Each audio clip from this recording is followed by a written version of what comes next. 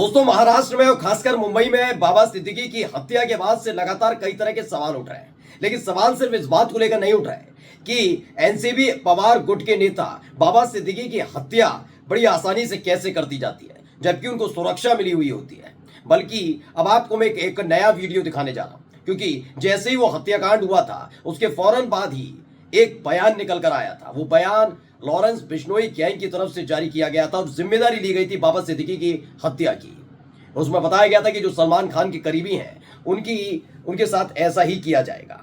लेकिन अब अगला नंबर किसका है, इसको लेकर तमाम कयास लगाए जाने लगे। अभी हाल में एक खबर भी आई कि मशहूर कॉमेडियन मुनव्वर फारूकी अब नए टारगेट के तौर पर है। लेकिन जिसने बाबा सिद्दीकी हत्याकांड को अंजाम दिया, जब वो पुलिस गिरफ्त में आया शूटर, उसने खुलासा कर दिया कि आगे किसको टारगेट करने की तैयारी लॉरेंस बिश्नोई गैंग करने जा रहा है। आज वही खबर मैं आपको दिखाने जा रहा हूं कि आखिरकार सिद्धू मूसेवाला, फिर उसके बाद बाबा सिद्दीकी और अब तीसरा नंबर लॉरेंस बिश्नोई गैंग में किसका है। नमस्कार, मैं हूं प्रज्वल गौतम और आप देख रहे हैं न्यूज सर्किल। बाबा सिद्दीकी की मौत ने कई सवाल खड़े किए।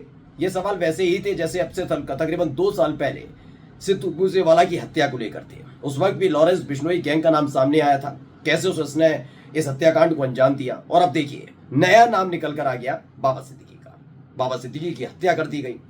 अंजाम जो भी हो, लेकिन कहा गया कि भाई ये तो सलमान खान से करीबी की वजह से हुआ है। लेकिन हैरान तब लोग रह गए जब खुद बाबा सिद्दीकी किसी और के नहीं बल्कि एनसीपी पवार, अजित पवार गुट के नेता, यानी अजित पवार इस समय महाराष्ट्र में सरकार में डिप्टी सीएम है और उन्हीं की पार्टी से नेता है बाबा सिद्दीकी। उनकी हत्या कर दी जाती है। बड़े आराम से आते हैं 3 शूटर, इस हत्याकांड को अंजाम कर देते हैं और फरार हो जाते हैं। महाराष्ट्र सरकार के चेहरे पर, माथे पर शिकन तक नहीं है इस बात को लेकर, जबकि इस खबर ने पूरे देश को हिलाकर रख दिया। इसके बाद धरपकड़ शुरू होती है। मौके से 2 शूटर्स गिरफ्तार कर लिए जाते हैं, तीसरा फरार होता है। लेकिन तीसरे शूटर को भी आसानी से गिरफ्तार किया गया और वो कहां गिरफ्तार हुआ? उत्तर प्रदेश के मथुरा से गिरफ्तार हुआ। नाम है योगेश।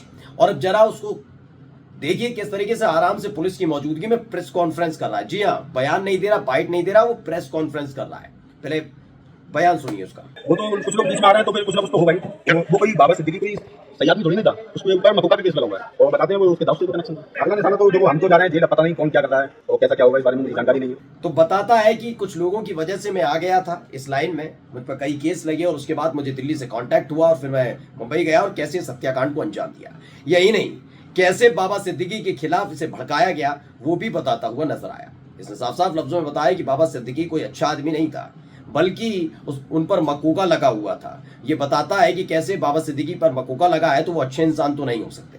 तमाम बातें कही गई हैं। लेकिन इसके बाद जब पूछा गया कि अगला टारगेट किसका हो सकता है, तो आपने खुद ही सुन लिया, यानी लॉरेंस बिश्नोई गैंग अब भी रुकने वाला नहीं है। हैरानी वाली बात क्या है कि तीनों ही राज्यों की जिक्र में करने जा रहा हूं और तीनों ही राज्यों का जरा आप देखिए, इसे संयोग मानिए अप्रयोग, कि भारतीय जनता पार्टी जो साफ सुथरी सरकार, कानून व्यवस्था देने का दावा करती है, वहां कैसे इन दावों की धज्जियां उड़ती हैं।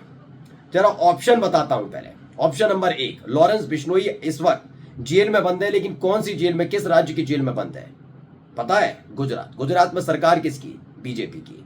बाबा सिद्दीकी की जहां हत्या हुई वहां इस वक्त सत्ता में कौन है? एकनाथ शिंदे। लेकिन किसके सहयोग से सरकार चला रहे हैं? बीजेपी। डिप्टी सीएम है देवेंद्र फडणवीस और गृह मंत्रालय उन्हीं के पास है। देखिए, ये व्यक्ति जो शूटर है, जो गिरफ्तार हुआ, और जो 2 बाकी के शूटर थे, कहां के रहने वाले थे? एक दावा किया गया उत्तर प्रदेश का, एक हरियाणा का, और दोनों ही बीजेपी सरकार से चल रही है, यानी उत्तर प्रदेश में योगी आदित्यनाथ और उधर हरियाणा में नायाब सिंह सैनी। तीसरा सबसे बड़ी बात, जो यहां से गिरफ्तार होता है मथुरा से, यानी उत्तर प्रदेश का मथुरा, यानी तीसरा शूटर मथुरा से गिरफ्तार होता है और वो भी उस मथुरा में, यानी उत्तर प्रदेश में किसकी सरकार है? योगी आदित्यनाथ की। तो मतलब सोचिए, बीजेपी की सरकार चल रही है, रामराज का दावा करते हैं और कैसे बड़ी आसानी से जेल में बैठा हुआ एक व्यक्ति, उसके इशारे पर हत्याएं दर हत्याएं इस देश के अंदर होती हैं। फिर कहते हैं कि दूसरों की सरकार पर आरोप लगाइए, तमाम चीजें कीजिए। अब सवाल ये उठता है कि बाबा सिद्दीकी आखिरकार किसकी आंखों पर खटक रहे थे? क्योंकि जिस शूटर को गिरफ्तार किया गया, पहले वो बड़े आराम से न केवल इंटरव्यू देता है, प्रेस कॉन्फ्रेंस करता है, बल्कि नेक्स्ट टारगेट के बारे में बताता हुआ नजर आता है। अविराल सिंह है, वो लिखते हैं बाबा सिद्दीकी कोई अच्छा आदमी थोड़ा ही था। ये बयान इसका। पुलिस के ज्वाइंट ऑपरेशन में लॉरेंस बिश्नोई, हाशिम बाबा गैंग का शूटर योगेश मथुरा से पकड़ा गया है। वो गिरफ्तार हो गया है। ये योगेश नाम का व्यक्ति, वो बड़े देखिए चेहरे पर कोई शिकन नहीं है, यानी इसको पता था क्या अंजाम होने वाला है, इसको ये भी पता था कि क्या होगा। और यही नहीं, लग रहा है कि इसको बहुत बड़ा एश्योरेंस भी दिया गया है यही वजह है कि इसके चेहरे पर आप शिकन कहीं नहीं देख पाएंगे। इसको पता था कि इसे आराम से भेज दिया जाएगा जेल। अब आता हूं असली खबर पर। खबर नंबर एक उत्तर प्रदेश के अंदर लूट की, क्योंकि हाल ही की खबरों की बात करेंगे। उत्तर प्रदेश में लूट की एक वारदात होती है। लूट की वारदात में कुछ ठाकुर जाति के लड़के पकड़े जाते हैं, शामिल होते हैं, और एक होता है मंगेश यादव। जो ठाकुर जाति के होते हैं उनके पैर में गोली मारकर उन्हें गिरफ्तार कर लिया जाता है। एक आराम से बड़ा सरेंडर कर देता है। अचानक से खबर आती है कि यूपी एसटीएफ ने जान पर खेलकर मंगेश यादव, जो लूट में एक आरोपी था, उसको मार गिराया, एनकाउंटर में मार गिराया गया। सवाल उठता है कि मंगेश यादव इतना दुर्दांत अपराधी था कि उसे मार गिराया जाता है। दूसरा, आपने अभी हाल ही में एक खबर देखी होगी बहराइच हिंसा वाली।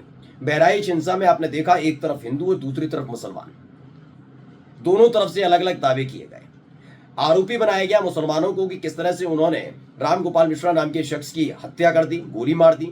यही नहीं, माहौल खराब करने का आरोप भी मुसलमानों के खिलाफ लगता रहा। वो बात अलग है कि जो बातें मीडिया में फैलाई गई वो झूठी साबित हुई। पता लगा कि राम गोपाल मिश्रा की गोली मारकर हत्या की गई थी, उसे कोई टॉर्चर नहीं किया गया था। यानी सारी की सारी कहानी जो मीडिया बना रही थी मुसलमानों के खिलाफ, वो झूठी साबित हुई। तब तक रुखसार, जो आरोपी की बहन है, सामने आती है और बताती है कि उसके दो भाई और बाप को उठा लिया है पुलिस ने।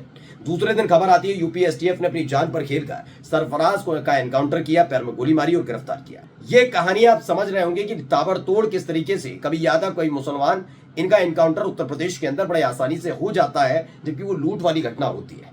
बाबा सिद्दीकी जैसे एक बड़े नेता की हत्या कर दी जाती है, लेकिन अभी तक आपने नहीं सुना होगा कि तीनों शूटर्स में से किसी का भी एनकाउंटर किया गया। यानी तीनों शूटर्स सही सलामत है, उनका एनकाउंटर नहीं हो रहा है। अब आप कहेंगे वो तो महाराष्ट्र में गिरफ्तार हुआ, उत्तर प्रदेश, मैं मानता हूं, चलिए उत्तर प्रदेश में ये आदमी जो मथुरा का है और ये हाशिम बाबा गैंग का है। सरफराज किसी गैंग से जुड़ा हुआ आदमी नहीं है। सरफराज, जो बहराइच हिंसा वाला बता रहा हूं, सरफराज किसी गैंग से जुड़ा हुआ आदमी नहीं है, कोई बहुत बड़े गैंग से, अंडरवर्ल्ड से उसकी कनेक्शन नहीं है। ये हाशिम बाबा, लॉरेंस बिश्नोई कैसे काम करते हैं, कितने खूंखार हो सकते हैं, कहते इन पर बड़े बड़े हथियार हो सकते हैं। सोचिए, जिस पिस्टल का इस्तेमाल किया गया वो बताया जाता है कि वो आम इंसान के लिए नहीं होती, जबकि इन लोगों तक पहुंच गई थी वो। यानी पुलिस को खासी मशक्कत होनी चाहिए थी इसे पकड़ने से पहले, लेकिन इसके एनकाउंटर की छोड़िए, इसके पैर में गोली, हाथ में गोली, कहीं गोली चलने की बात नहीं है। लेकिन सरफराज एक इतना दुर्दांत अपराधी साबित कर दिया जाता है कि उसके पैर में गोली मारकर उसे गिरफ्तार किया जाता है, क्योंकि वो पुलिस पर गोली चला रहा था। आइए, जितने बड़े गैंग में ये व्यक्ति शामिल है, योगेश, मंगेश यादव नहीं था, लेकिन मंगेश यादव का एनकाउंटर कर दिया जाता है ये बताते हुए कि उसने इस हत्याकांड को अंजाम दिया, लूट की वारदात को अंजाम दिया। ये पूरी की पूरी कहानी ने एसटीएफ को घेर के रख लिया था। अब इस पूरी कहानी से समझिए कि कौन लोग टारगेट पर नजर आते हैं, और बार बार सवाल हो रहा था कि आखिरकार अगला टारगेट कौन। सामने आ गया है, खुद बता दिया है शूटर ने कि कौन, कैसे, कहां। लॉरेंस बिश्नोई रुकने वाला नहीं है, वो जेल में बैठकर ही सारी साजिशें रच रहा है और पोल खुल रही है रामराज के दावे वालों की। नमस्कार।